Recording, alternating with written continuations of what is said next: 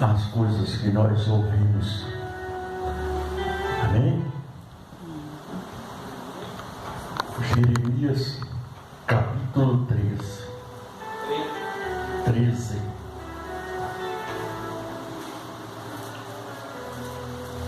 Olha a ordem de Deus.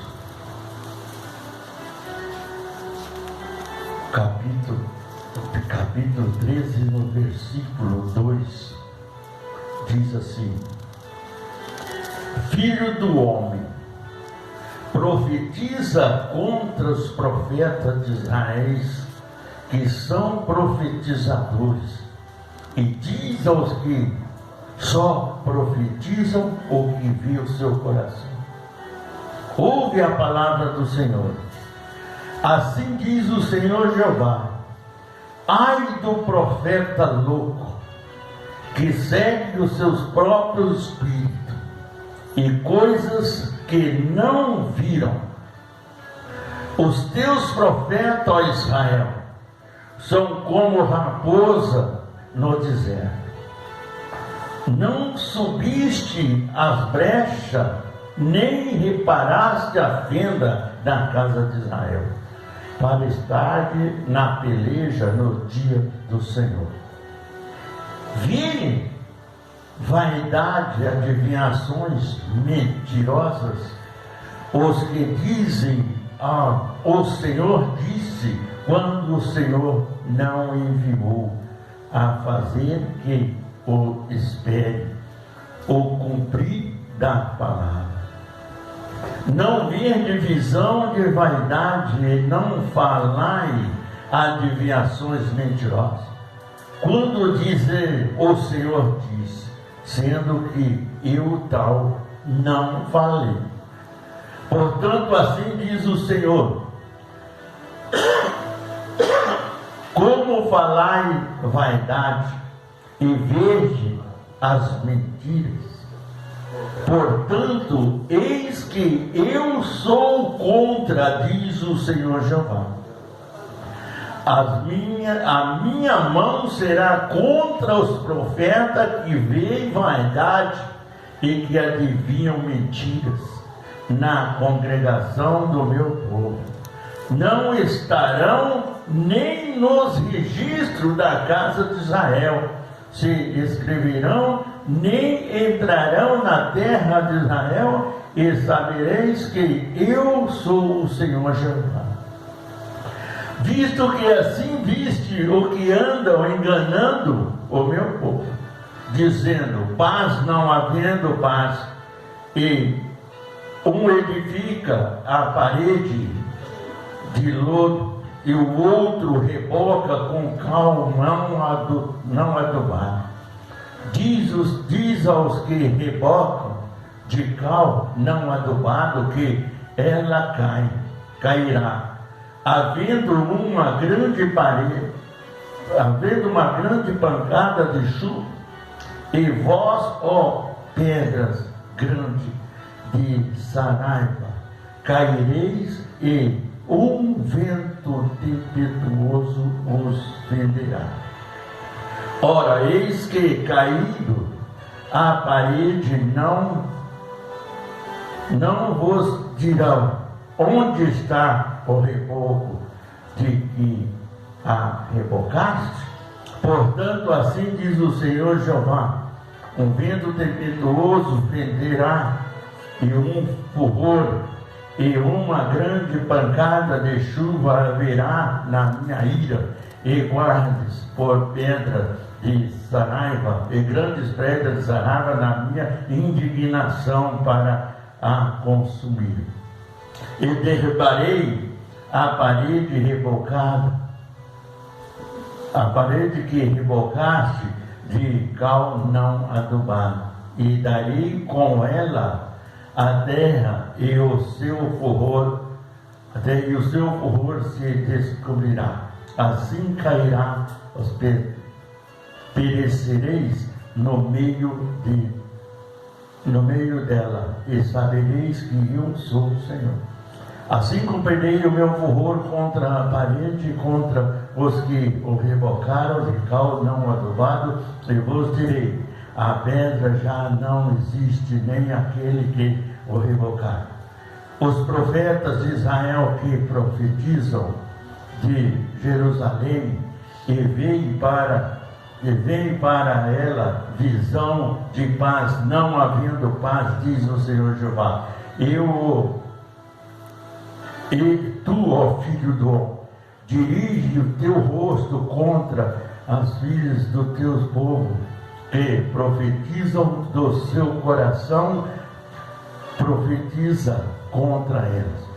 E diz, assim diz o Senhor Jeová: ai dos que caem a almofada para todas os sovados, e que fazem travesseiro para a cabeça de toda estátua, para caçarem as almas. Porventura caçarei as almas do meu povo e guardarei as vivas e as almas para vós? Vós me profanaste entre o meu povo por punhados de cevada e por pedaços de pães, para matardes as almas que não havia de morrer, e para guardares viva as almas que não havia de viver, mentindo assim ao meu povo que escuta as mentiras. Portanto, assim diz o Senhor Jeová: eis que aí vou eu contra as vossas almofadas, com que vos ali caçares, e as almas com valves, e arrancarei das vossas bolsas, e soltarei as almas que vos caçastes, aves, e rasgarei os vossos véus, e levarei o meu povo das vossas mãos, livrarei o meu povo das vossas mãos, e nunca mais estarão em vossas mãos para sempre. Caçadas, e sabereis que eu sou o Senhor. Visto que entristeceste o coração do justo com falsidade, não havendo eu entristecido, e esforçaste a mão do ímpio para que não se desviasse do seu mau caminho e vivesse. Portanto, não vereis mais a vaidade, nem mais farei adivinhações, mas livrarei o meu povo das vossas mãos, e sabereis que eu sou o Senhor dos exércitos. Amém?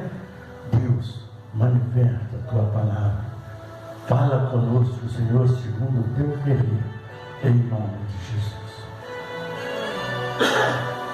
Eu li esse texto em capítulo inteiro, porque às vezes a gente lê um pedaço, né, e prega o capítulo inteiro, podemos acertar, né? Mas a pessoa às vezes ele não lê o resto em casa, né? Eu sempre aviso para as pessoas: olha, não fique só no que a gente prega, não. Lê e confira aquilo que você ouve, para que você não entre em contenda, nem em conflito na sua casa, nem em canto algum, amém? Porque muitas vezes, irmão, nós ouvimos e não conferimos. Então a gente tem que tomar cuidado nesses detalhes. Vamos orar pelas pessoas que estão aguardando em nome de Jesus. Glorioso Deus, eterno Pai, Senhor, Criador dos céus e da terra, eu sei que nesse instante, meu Deus, muitas pessoas serão enganadas, muitas serão, meu Deus, às vezes até reprovadas, mas o Senhor é um Deus que cura, que salva, que liberta, que transforma, e que realmente, meu Deus, tem um plano de salvação na vida de cada um de nós. Visita cada lar, cada família, em toda parte desse universo, deste mundo, meu Deus, aonde existir um ser humano, uma pessoa, uma família, o Senhor esteja presente, Pai, abençoando de uma forma toda especial, trazendo a cura, a libertação, saúde, paz e prosperidade em nome de Jesus, amém? Olha bem, Eu sempre falo que uma profecia mal dada, mentirosa, ela mata a alma do ser humano. E está assim, ó, de gente profetizando coisas que Deus não falou. E para confirmar tudo que eu venho pregando há muito tempo, então eu decidi ler esse capítulo inteiro. E você observou bem o que Deus fala a respeito de coisas que não são verdadeiras? Temos que tomar muito cuidado, irmão. Existe profeta, existe profecia, existe. Porém, não é como a gente vê por aí não, irmão. Tem gente aí profetizando de tudo quanto é coisa. Aquilo que ele quer, que ele faz no coração dele, ele inventa aquilo no seu coração e joga em cima de você aquela profecia para você terminar ficando enganado por ela. E os profetas mentirosos, irmão, eles falam com a convicção que você acha que é verdade. Ele sapateia, ele faz tudo quanto é coisa, faz um alvoroço danado perto de você, né? E tenta te enganar de tudo quanto é forma. Outros vêm sutilzinho, dando uma de santinho, e de santo não tem nada. Nós nunca devemos dizer para ninguém algo que Deus não mandou, não falou. Porque tanto aqueles que ouvem como aqueles que profetizam estarão em caminho errado. Porque desviou da promessa da palavra de Deus. Quando você nasceu, irmão, olha bem o que eu vou dizer agora. Quando você nasceu, Deus planejou uma promessa na sua vida. Mas no meio disso tudo, o inimigo trouxe também na vida das pessoas as lutas, batalhas, complicações, para que nós, através da palavra de Deus, poderemos sair de toda armadilha satânica. Vocês estão entendendo? Profeta tem demais, irmão, mas verdadeiro, não. Olha bem, eu sou meio estreito com o profeta. Cara, eu quero que eles venham profetizar para mim. Eu quero ver o que ele vai fazer. Porque a gente vive em um mundo que as coisas parecem ser importantes e não são. Aqui Deus diz: ai do profeta que disser que eu disse, quando eu não disse. Se Deus não falou, irmão, eu não posso enganar o irmão só para trazer o irmão para perto de mim, né? Não. Ou para enganar o irmão, jogar o irmão às vezes numa fria, como profetas andam fazendo por aí, profetizando o casamento que o diabo inventou, né? E dizendo que é verdade, né? Quando a profecia é real, acontece assim. Lembra que eu falei para vocês? O irmão nem aqui estava, né? Mas Deus tinha um plano. Profeta, irmão, tem que falar aquilo que Deus determina, nada além daquilo. Porque eu sou assim. Se eu te disser uma coisa, pode escrever, porque Deus vai cumprir. Amém? Agora, não falo nada se Deus não determinar. E às vezes as pessoas não gostam muito de mim, porque eu esculacho mesmo o profeta mentiroso, safado, sem vergonha que tem por aí. E 90% do povo evangélico estão sendo enganados por pastores, profetas mentirosos. Ou estou falando errado? Não.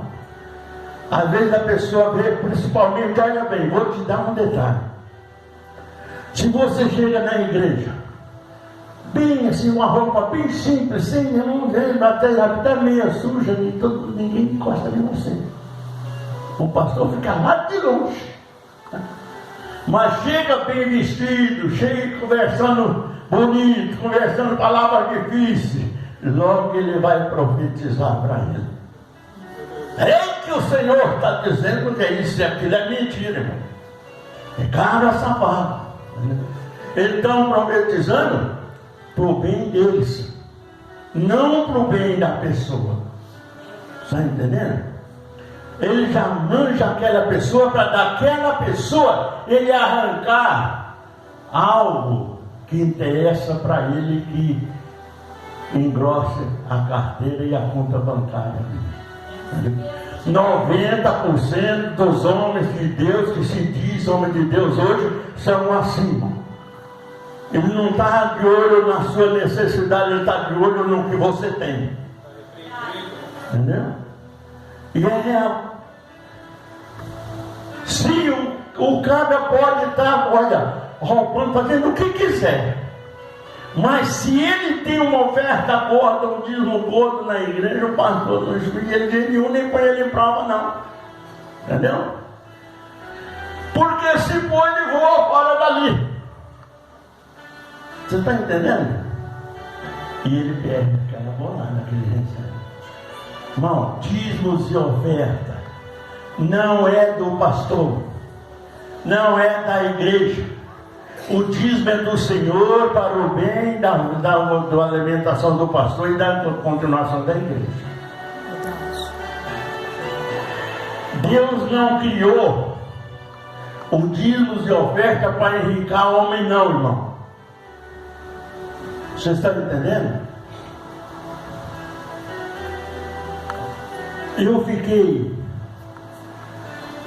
fico encabulado com pessoas que eles acham que um dia eu vi dois pastores se encontraram. Eles converteram junto o evangelho. Foram ungidos, consagrados ao pastor junto. Um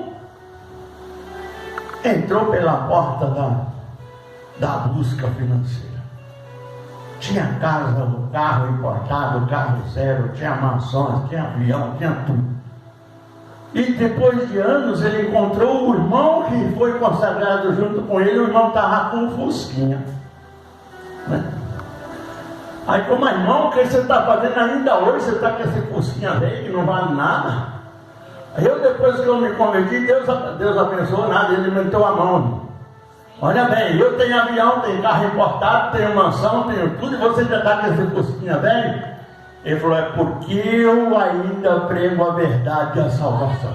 Amém, Jesus. É por isso que eu não tenho. Entendeu? Porque Deus, Ele prospera. A riqueza é dom de Deus, mas você tem que buscar por você mesmo. Amém? O pastor não pode dizer para você, você tem que dar tanto para Deus te abençoar. Não. Porque é do seu coração que tem que partir o seu propósito com Deus. Você está entendendo? Quando Deus mandou Moisés reunir o povo de frente à tenda da congregação, o que foi que Deus disse para Moisés? Moisés, reúne o meu povo, que deles eu tomarei a minha oferta. De quem que é? De quem que é a oferta? De quem que é o dízimo? O próprio Deus disse que deles eu tomarei a minha oferta. Aquele, olha bem, irmão, aquele cujo coração se mover voluntariamente. O que significa voluntariamente? O que é que significa voluntariamente? De coração e se eu puder e se eu quiser. Amém? Agora, o sujeito fala, mas você tem que fazer, a campanha é real, irmão. Você faz a campanha, você faz a sua oferta e você tem o teu projeto diante de Deus. A campanha, quando você faz uma campanha numa igreja, é um projeto que você tem com Deus. Está entendendo? Aí, o cara vem, te engana, te rola tudo, você tem que fazer isso. Depois, um dia, eu ouvi uma palavra de um pastor, convidou outro para pregar num congresso na igreja dele. Quanto ele cobrava? Irmão, eu cobro a despesa de avião, de hotel, das pessoas que vão comigo também, e além disso aí, eu cobro 10 mil reais para pregar 1 hora na sua igreja e profetizar. Aí ele falou assim: eu te pago 100 mil, só que eu quero 100 almas nos pés de Jesus, 50 paralíticos andando, que eu vou buscar onde eles estiverem, 100 mendigos ficando ricos, cancerosos, 200 cancerosos curados.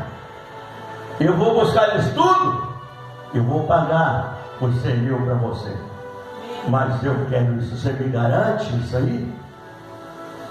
Não é? Ele ligou o telefone e deu resposta para o pastor. Sabe por quê? A cura, a prosperidade, a salvação, tudo depende de Deus. Não depende do homem, irmão. Depende de Deus e do amor que você tem com as pessoas que estão próximas de você. Por quê? Você conhece uma pessoa, se é amigo dele, você vai falar de Jesus para ele. Você vai testemunhar o que Jesus fez para você. Você vai trazer aquela pessoa para a igreja e ele vai entender a palavra do Senhor e vai aceitar Jesus. Às vezes ele vai ouvir um louvor e vai aceitar Jesus. E Jesus tem respaldo para aquilo que ele promete, irmão. O homem não. Por que o cabra desligou o telefone antes de que o pastor acabar de falar? Porque ele não tinha capacidade de ganhar nenhuma alma para Jesus, quanto mais curar os paralíticos, leprosos, todo mundo, né? Não tinha. Ele perdeu 90 mil, né?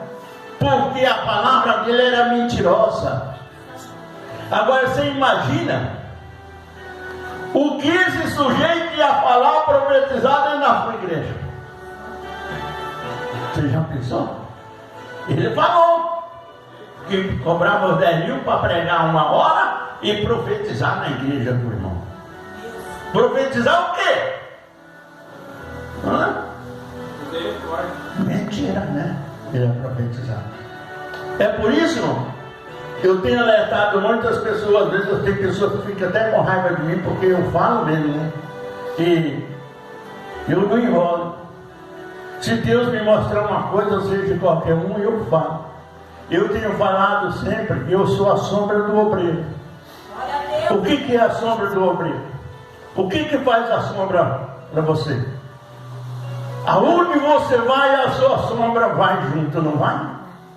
Vai ou não vai? A minha oração, o meu conceito entre eu e Deus é assim. Amém, Jesus. A sua sombra fala alguma coisa? Não. Eu sou a sombra, mas não te falo nada se Deus não mandar. Agora, se Deus mandar, sai de baixo que eu falo mesmo. Entendeu?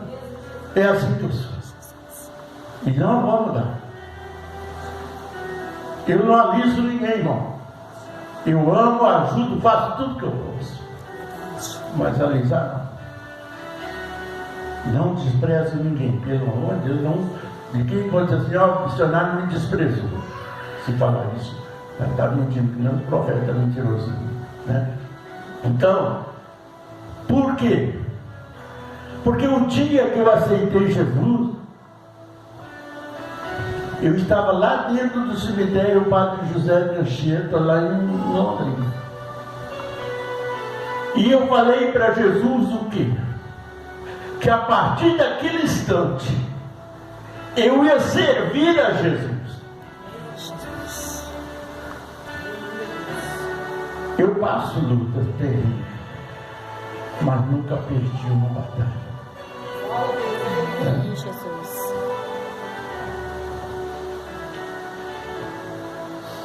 Eu já fiz campanhas fora, que às vezes o pastor deixava a gente na igreja e sumia. Só chegava uma hora depois do culto, sabe por quê?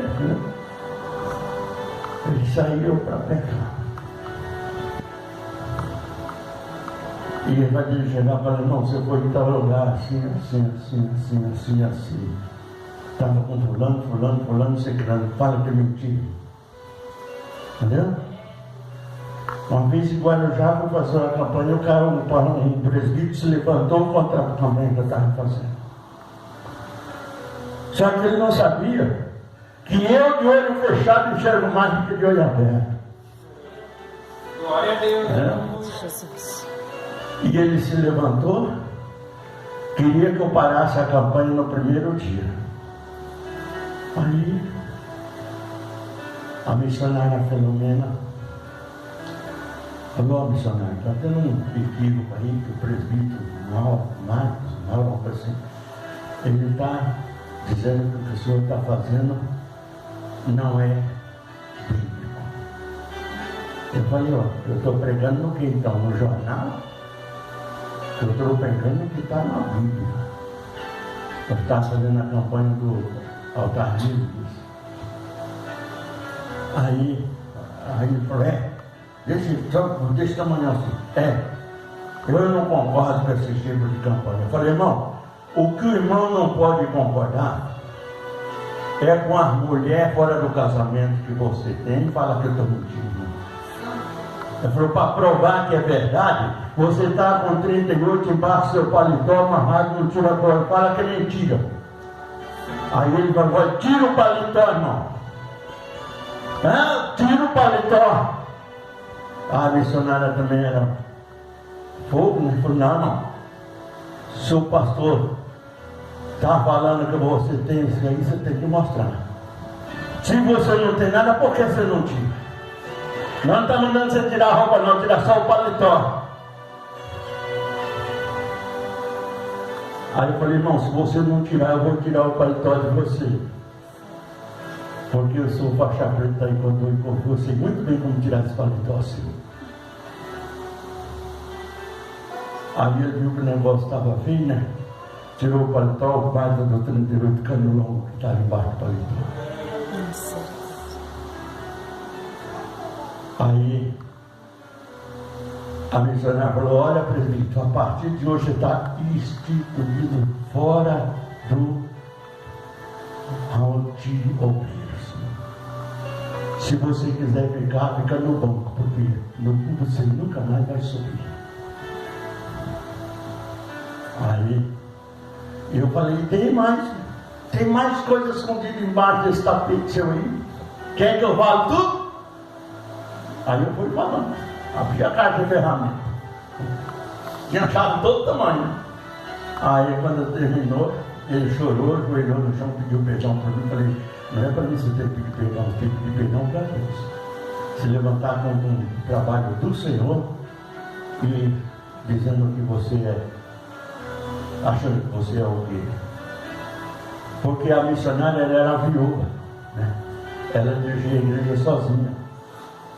Então ele achava no direito de querer proteger, querer aquele super protetor, safado, mas aí caiu a máscara com tudo no chão. Resultado, no outro dia a igreja não cabia um povo.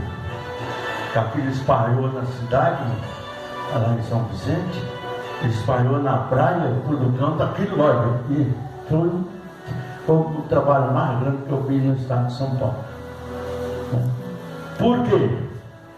Se ele ficasse quietinho lá, eu estava vendo, eu estava à sombra dele, mas eu não ia falar nada. Sombra não fala, né? Mas quando ele cutucou, aí não.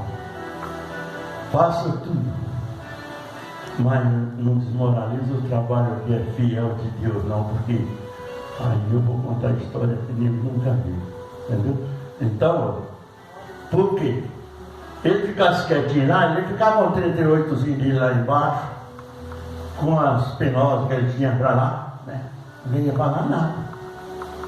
Né? Eu podia chamar ele particular e falar para ele só para ele.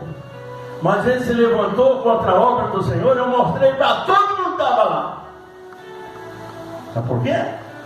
Ele queria me desmoralizar com a campanha que eu estava fazendo. E aí eu mostrei que ele não era digno nem de estar dentro da igreja, quanto mais em cima do púlpito. Né? Acabou. Alexandre, o senhor me perdoou? Eu falei, eu, para mim você já está perdoado faz muito tempo. Agora o seu problema agora é com Deus e com a missionária aí. Se ela aceitar você aí no púlpito com um revólver, com a mão, com tudo bem, não tem problema nenhum não. Agora, não se levanta contra a obra de Deus não, porque você quebra a cara aí. Aí ele sossegou. No outro dia não voltou mais e a campanha foi uma maravilha. Amém, Jesus. Cura, libertação, paralítico, andando, tudo aconteceu. Porque aquele levante dele foi para trazer pessoas que precisavam ser abençoadas. Porque Deus é fiel, irmão. Às vezes o homem brinca com Deus. Porque Deus está falando. Não olha bem, irmão. Quando nós falamos, Deus está falando. Olha quem que nós estamos colocando, irmão. Uma pessoa que cuida do universo inteiro. Olha quantas pessoas existem na face da terra. E de todas elas Jesus cuida.